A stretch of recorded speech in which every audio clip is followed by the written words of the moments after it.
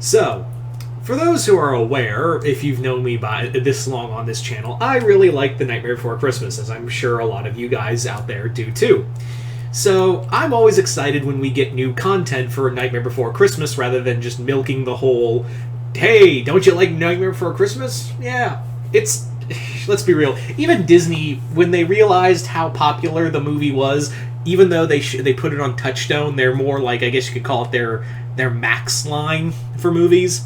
It wasn't eventually until they realized, oh, Hot Topic kids really like this. Let's put it. Yeah. It's totally on Disney. Here, it gets to be a holiday, seasonal thing at the Haunted Mansion in Disneyland, not Disney World, because fuck me.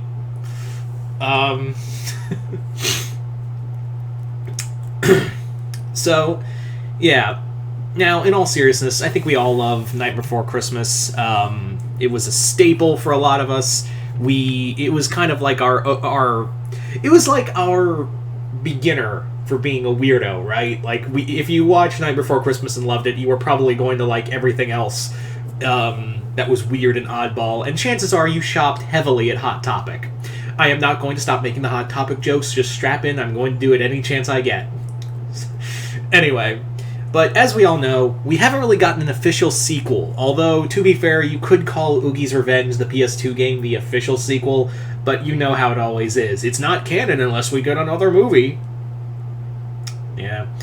So, whenever we get something regarding Night Before Christmas, even though they merchandise the hell out of it, at Disney just merchandised the hell out of it at a certain store with it that is hot on topics. I'm not going to stop. Just accept this. This is what's happening. We don't get a lot of like lore, I wouldn't say lore expanding, but more like expansive stories on the other characters. Now, in fairness, like I said, we did get Oogie's Revenge. They have shown up in Kingdom Hearts, but that was more of a retread of the game. The movie. And we did get a while back a manga focusing on Zero. But now we have gotten a new piece of medium that has fascinated me, and that is yes, I know it's a young adult novel, but still it is going to be canon, and I guess you could call it another sequel that looks like it's not gonna impede on the Oogie's Revenge. In fact, I think they said it's gonna reference it a few times, which, okay, Oogie's Revenge is not a good game, but it's a fun story. And yes, it is going to be Sally-centric. It is going to be a young adult novel coming out this year in July, and it is called Long Live the Pumpkin Queen. Now, Long Live the Pumpkin Queen, like I said, is going to focus on Sally as the main character, and more or less talk about, like, she and Jack are now married, and it's all going to be told from her perspective, which I think is cool. Sally was really fun. It's nice to see that, yeah, her and Jack are officially married, and I don't know if they'll have kids. That kind of boggles my mind as to any of the biological stuff, but whatever, it's fantasy world. Do as you please. But this was fascinating to me on the grounds of this is a story about Sally, and a lot of people I'm already seeing people were complaining like, oh, why does it have to be Sally? Like, Sally didn't do anything in the movie. I'm like, bitch, did we watch the same movie? Because I remember Sally doing a lot. Like, wasn't she the one that was trying to raise the red flags on this whole Halloween taking Christmas? Also, didn't she try to save Santa? I mean, it was really it would have gone perfectly if, Oogie kept his hands to himself, but I digress. We also have other there are other instances where she's the smart one. Even Santa said she's the only one who makes sense in this insane asylum. So, yeah. So Sally is just resourceful, she's smart, and, now she's in this series, she's now got the title of the Pumpkin Queen, and it's going to be talking a lot about her pressure of being, taking this title and rule, and I guess finally we'll understand where. Is it just a title, or is there, some power to that? Because it seemed like Jack had some sway over Halloween Town, but I don't know. Maybe we'll finally get that. Now, the story doesn't just end there as, a fun romance novel. It's not that. What it is, though, is that what happens is that Sally went into the holiday trees and woke something up. She woke something up, it captured Jack, and now Sally has to travel through each holiday world to find Jack and stop this evil, while at the same time she finds out more about her origins. Yeah. Now, admittedly, I was like, oh, at the start of this, I was like, oh, it's gonna be Sally talking about her life with Jack? Oh, okay. Alright. I guess that's cool. But then I was like, oh, Sally actually gets to be the protagonist of the story? Yay.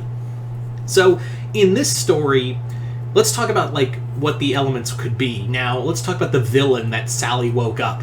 It is stated that it did come from one of the holiday trees. And really the only thing that comes to mind, I could be totally wrong, I'm just theorizing. The book isn't out for a few months, but I'm just theorizing right now. I think it's Krampus. I think the villain of this story is going to be Krampus, because really, there's really, like, it makes a lot of sense, right? Like, we go back to Christmas Town, what evil other holiday-centric creature could be there that's evil? It's Krampus. And Krampus has been really popular thanks to Michael Dougherty's movie making it more mainstream.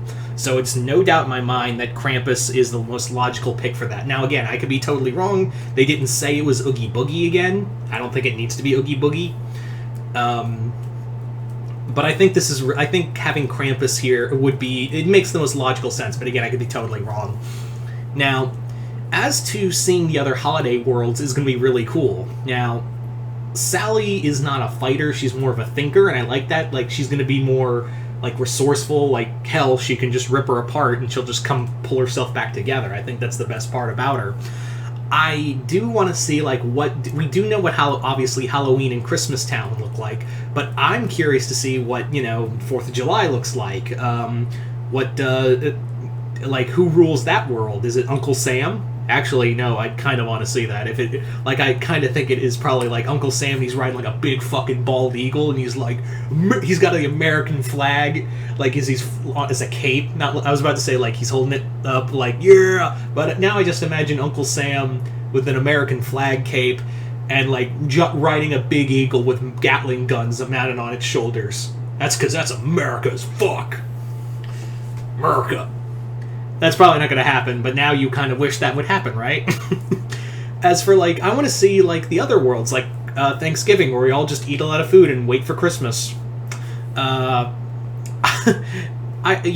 does St. Patrick's St. Patrick's Day town look like? Is it everyone just drunk and fighting, and a lot of leprechauns just getting drunk and beating each other up? Admittedly, I'd want to see that. Now that I say that. But yeah, is it, and also like is like the leaders of that town, flogging Molly?